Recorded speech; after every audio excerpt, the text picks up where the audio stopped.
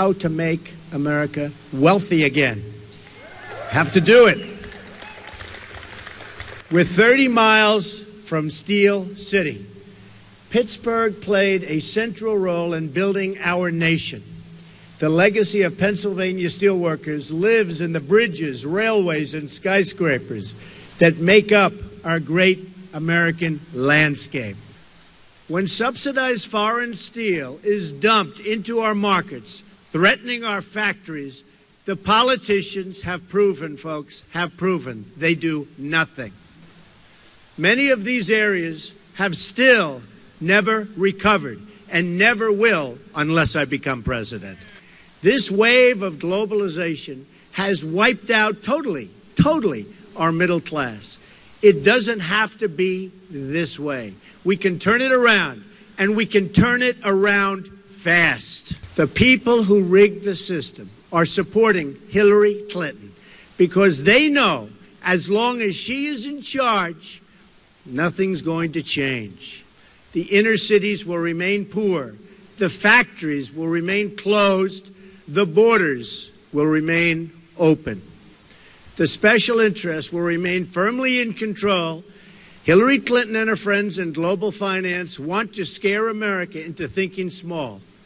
And they want to scare American people out of voting for the better future. And you have a great future, folks. You have a great future.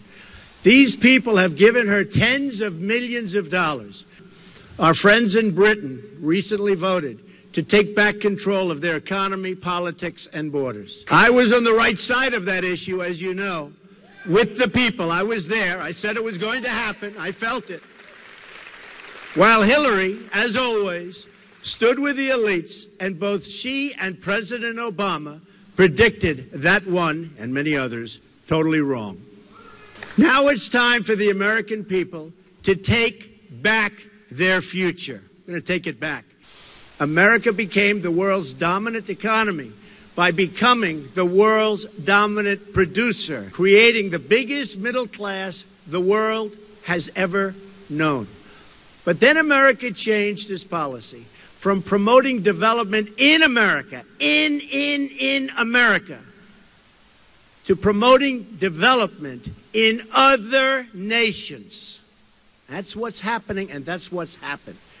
We allowed foreign countries to subsidize their goods, devalue their currencies, violate their agreements, and cheat in every way imaginable. And our politicians did nothing about it. Today we import nearly 800 billion more in goods than we export. Can't continue to do that. This is not some natural disaster. It's a political and politician-made disaster. Very simple. And it can be corrected.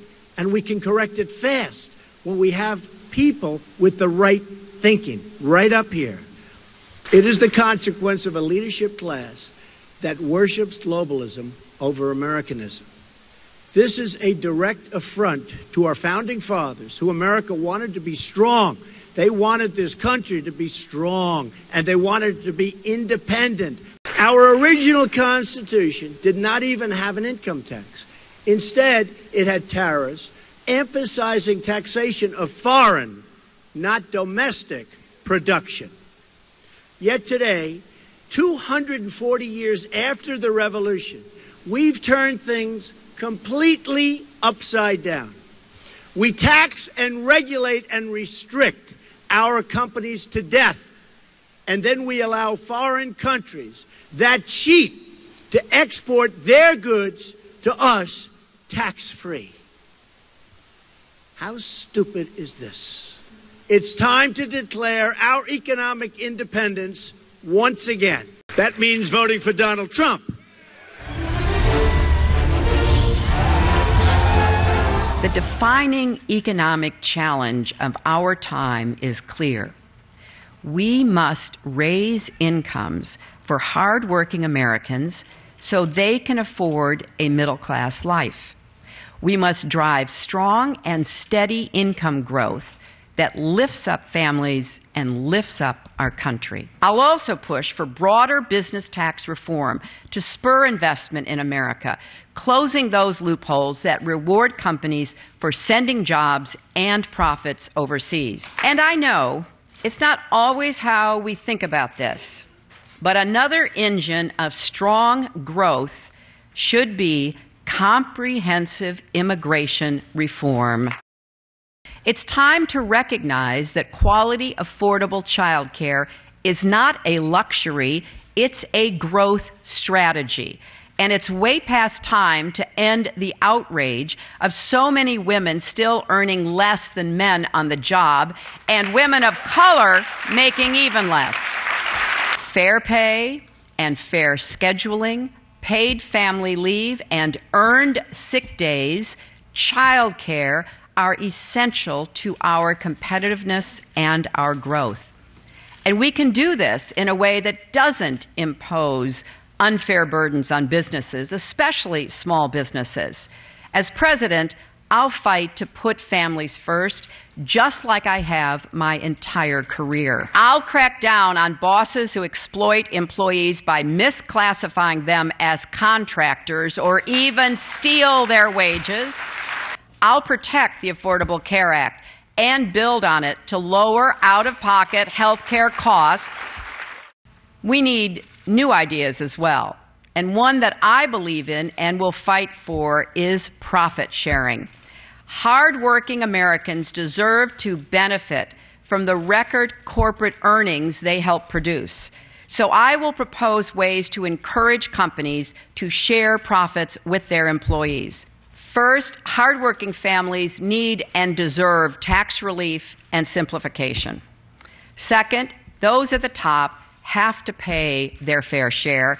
That's why I support the Buffett rule, which makes sure that millionaires don't pay lower rates than their secretaries. Trade has been a major driver of the economy over recent decades, but it has also contributed to hollowing out our manufacturing base and many hardworking communities. So we do need to set a high bar for trade agreements. We should support them if they create jobs, raise wages, and advance our national security. And we should be prepared to walk away if they don't. I'm committed to seeing every 4-year-old in America have access to high-quality preschool in the next 10 years. In an age of technological change, we need to provide pathways to get skills and credentials for new occupations and create online platforms to connect workers to jobs. There are exciting efforts underway, and I want to support and scale the ones that show results. I will appoint and empower regulators who understand that too big to fail is still too big a problem. We'll ensure that no firm is too complex to manage or oversee, and we will prosecute individuals as well as firms when they commit fraud or other criminal wrongdoing.